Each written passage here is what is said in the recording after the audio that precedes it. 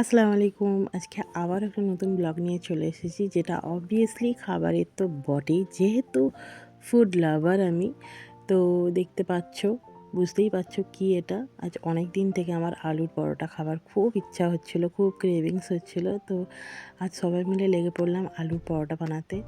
তো আলুর পরোটা সিম্পল একটা রেসিপি, শেয়ার করার মতো কিছুই নেই। তবুও বলছি, পেঁয়াজ, কাঁচা লঙ্কা, ধনেপাতা সমস্ত কিছু মশলা দিয়ে আলুটাকে প্রথমে আমরা বয়েল করে নেব।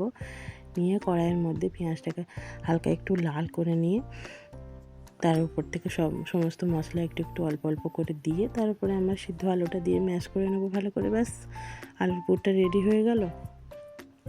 তো এইভাবে যেভাবে আমি বানাচ্ছি সেইভাবে বানাও। এই শীতকালে গরম গরম আলুর পরোটা আর একটু টমেটো সস, তার উপর একটু গরম গরম ঘন একদম সুন্দর একটা চা কড়া করে, এত দারুণ লাগবে বলে বোঝানোর মতো না। তো সব আলুর পুর রেডি। তারপর আমি ময়দাটা মেখে নেব। ময়দা মাখা তো আর কিছু বলার নেই, সিম্পল একটু নুন, অল্প একটু চিনি, অল্প একটু সয়াবিন তেল দিয়ে ব্যাস মেখে নেবে, একটা সফট ডো বানিয়ে নেবে। এদিকে আমাদের চাও শুরু হয়ে গেছে।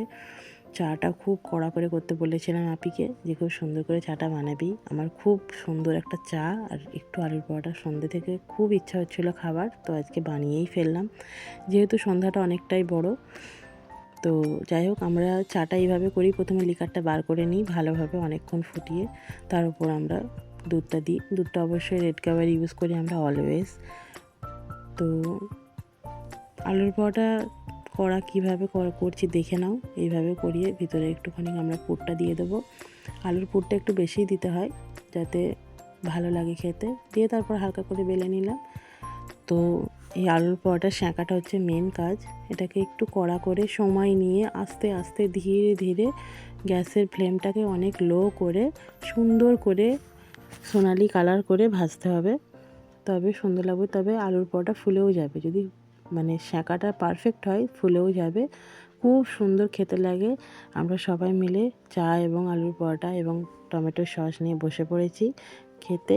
তো আপনারাও এরকম বানান, দেখুন এবং রেসিপিটা ফলো করুন, বানান এবং সন্ধ্যাটা এনজয় করুন এবং আমাকে কমেন্ট করে জানান কেমন লাগলো। Thank you.